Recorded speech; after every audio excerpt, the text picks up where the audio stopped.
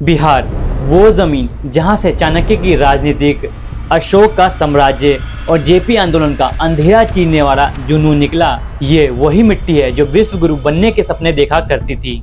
आज वही मिट्टी लालू के सोशल जस्टिस और नीतीश के सुशासन के लिए जानी जाती है, जहां हर गली में पॉलिटिक्स की हवा चलती है, बिना देखे बिना रुके। लेकिन सवाल यही है, ये राजनीतिक जिसमें हर 5 साल में नया गेम खेला जाता है, इसकी वजह से कब बिहार में बदलाव हो पाएगा? 30 साल हो गए हैं कास्ट, गरीबी, अलायंसेस के फ्लिप को और प्रोमिसेस के चक्रव्यूह को, बट अभी भी क्यों बिहार पूरे स्टेट के लिस्ट में है?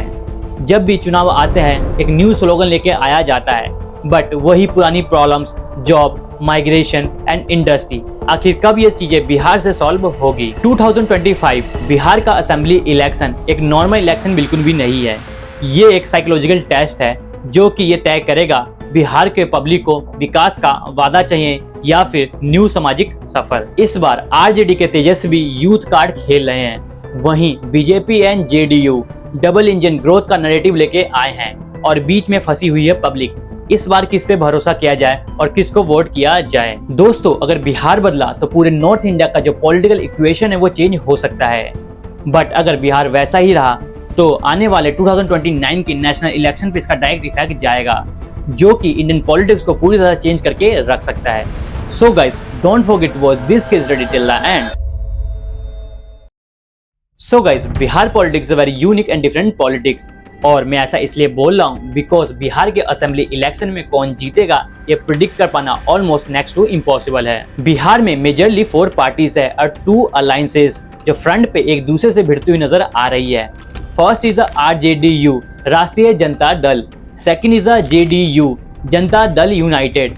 Third is Congress and fourth is BJP. इसके अलावा कुछ स्मॉल पार्टीज हैं जैसे कि स्वराज पार्टी, एलजेपी। जहां आरजेडी एंड कांग्रेस ने मिलके द ग्रैंड अलायंस बनाया, वहीं बीजेपी और जेडीयू ने मिलके एनडीए यानी कि नेशनल डेमोक्रेटिक अलायंस बनाया, जहां दोनों एक दूसरे को मिलकर भयंकर टक्कर दे रहे हैं। But the catch is, according to the past result, Bihar के किसी पार्टी में इतना दम नहीं है कि अकेले बेस पे वो सरकार बना सके। इनको हमेशा अलायंसेस की जरूरत पड़ती है, and this is a very unique and different way to choose government by the Bihari peoples if we compare to other state, जिसके कुछ पॉजिटिव साइड भी है एंड नेगेटिव साइड भी। और ये ट्रेंड बिहार में स्पेशली इसलिए दिखता है because Bihar politics is all about the casteism.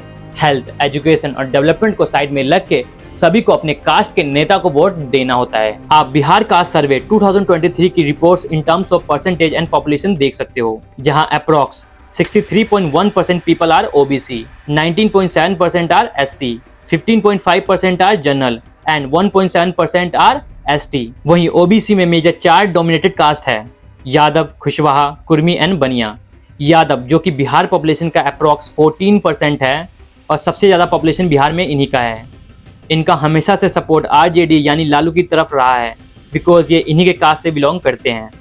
Kushwaha and बनिया इकोनॉमिकल बैकग्राउंड में आते हैं, जिनका माइंड वोट को लेकर चेंज होता रहता है और यही बिहार इलेक्शन को तय करते हैं। एंड थर्ड, कुर्मी जो कि जेडीयू के कोर सपोर्टर है। वहीं in other hand SC caste जो कि एलजेपी यानी चिराग पासवान के पार्टी को सपोर्ट करते हैं, उनके अंदर भी आप परसेंटेज वाइज डिस्ट्रीब्यूशन देख सकते हो। अप्रॉक्स 5.2% पॉपुलेशन चमार, मोची एंड रविदास हैं, 5.3% पॉपुलेशन दुसाध धारी है एंड 3% पॉपुलेशन मूसर की है, and approx 0.9 and 0.1% population Pasi and मैतर की है। वहीं जनरल कास्ट जो कि बिहार का अपर कास्ट भी है, 50% पॉपुलेशन के साथ ये बीजेपी के कट्टर सपोर्टर है, जिसमें अप्रॉक्स 3.6% पॉपुलेशन ब्राह्मण, 3.4% राजपूत, 2.8% भूमियार एक्सेट्रा है। So on the paper Bihar election is all about the development, but in ground and reality it's only about the caste. आज तक बिहार की हालत क्यों नहीं सुधरी है, इस वायरल वीडियो से भी आप अंदाजा लगा सकते हो, जहां पे एक लेडी से पूछा गया आप विकास के नाम पे वोट दोगे या फिर जाति के नाम पे, एंड उनका आंसर क्या था, विकास कौन सी जाति का है।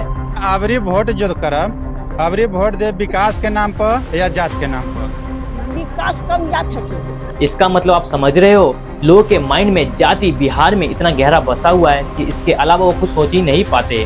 भूखा भी रखेंगे ना तभी उसी को वोट देंगे हम। हाँ, 1 रुपया नहीं भी मिलेगा तो भी उसी को देंगे। आज बिहार बीमारू स्टेट के नाम से जाना जाता है, एंड एज अ बिहार ये कहने में मुझे भी बुरा लगता है, बट रियलिटी यही है। आप 2023 नीति आयोग की रिपोर्ट्स देखिए। ओवरऑल नेशन की जो अनएम्प्लॉयमेंट रेट है वो 3.2% है, लेकिन बिहार की 3.9%। 2012 to 2022 national average real GDP growth rate 5.6% है, बट बिहार की growth rate only 5%। National average literacy rate 73%, but Bihar की लिटरेसी रेट ओनली 61.8%। और इनकम इनइक्वालिटी तो इतना ज़्यादा कि आपका दिमाग घूम जाएगा। इंडियन पर कैपिटल इनकम 1,89,000, बट बिहार पर कैपिटल इनकम ओनली 60,000। ये तो जस्ट बिग पिक्चर है, थोड़ा और ध्यान से देखो। पटना पर कैपिटल इनकम 2,15,000 मीन्स इंडियन पर कैपिटल इनकम से भी ज़्यादा। वहीं रूरल डिस्ट्रिक्ट शिवहर का पर कैपिटल इनकम भी देख सकते हो, ओनली 33,000 मीन्स बिहार के एवरेज कैपिटल इनकम से भी कम। और एक्चुअल में ये वो डिस्ट्रिक्ट है जहाँ मैं पैदा हुआ हूँ। हेल्थ, फाइनेंस, एजुकेशन, कोई भी एस्पेक्ट ले लो, बिहार का जो एवरेज है वो नेशनल एवरेज से कम ही है। और इसके पीछे पॉलिटिशियन के साथ साथ वो लोग भी जिम्मेदार हैं जो जब भी वोट देने जाते हैं उनके माइंड में डेवलपमेंट की जगह कास्ट बेस होता है। सो द मेन क्वेश्चन इज, आखिर बिहार में जीतेगा कौन? अगर आप बिहार पॉलिटिक्स के हिस्ट्री को देखोगे तो बिहार में हमेशा अलायंसेस के बेस पे सरकार बनी है। 2000 to 2005 NDA alliance, 2005 to 2013 again NDA alliance, 2013 to 2017 Mahagathbandhan grand alliance, 2017 to 2020 back to NDA and 2020 to 2022 Mahagathbandhan again and since 2022 back to NDA. So basically alliances के बेस पे पिछले 20 सालों में नीतीश कुमार सबसे ज्यादा बार सीएम बने हैं।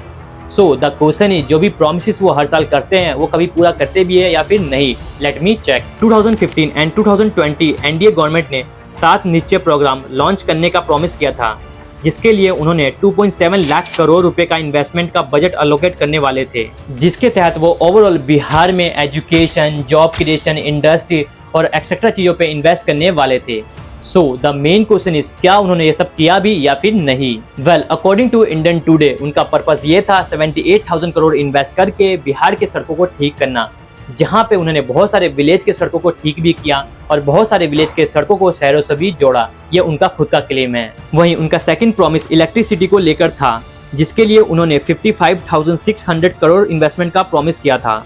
एंड अकॉर्डिंग टू रिपोर्ट्स, पहले बिहार में बिजली बहुत ही कम रहती थी, बट अब ऑलमोस्ट 22 टू 24 आवर्स इलेक्ट्रिसिटी रहती है।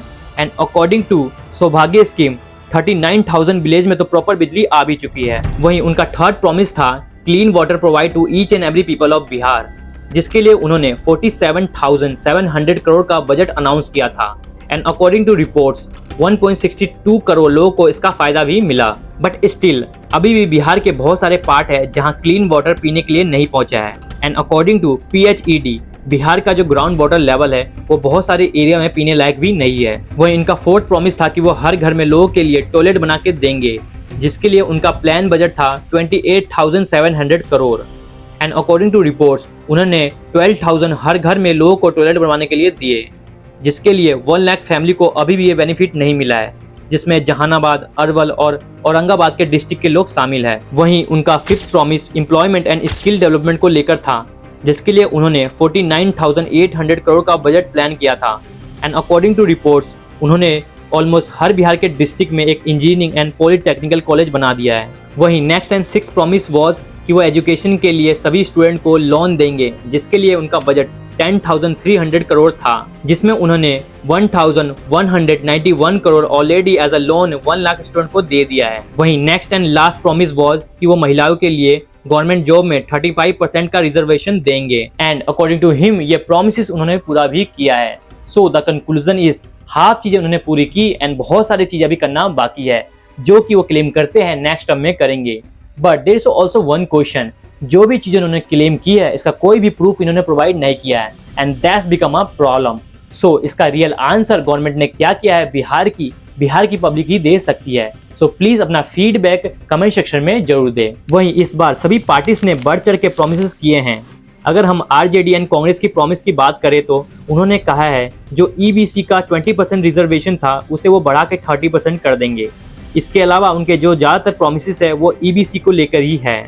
वहीं इन अदर हैंड एनडीए का कहना है वो हर दलित को 25,000 रुपये देंगे अंडर बिहार महादलित development mission and 10,000 rupees under शिक्षा सेवा। और बाकी जो 7 नीचे प्रोग्राम के प्रोमिसेस थे वो भी पूरा करेंगे। See this is 2025। अगर आप सच में एज अ बिहारी बिहार को डेवलप करना चाहते हो तो अपनी आइडियोलॉजी को कास्ट से शिफ्ट करके डेवलपमेंट की तरफ लेके आओ एंड देन अपने कैंडिडेट को इलेक्ट करो। Once upon a time Rajasthan, Madhya Pradesh, UP, they all state are considered as a BIMARU state, but today they all are experiencing significant growth and development. Why? Because they shift their ideology. So at a last, Bihar can be changed. But firstly, as a voter, we should take our responsibility. So that's all for today's video. This kind of case study take lots of effort to make it, so please hit the subscribe button.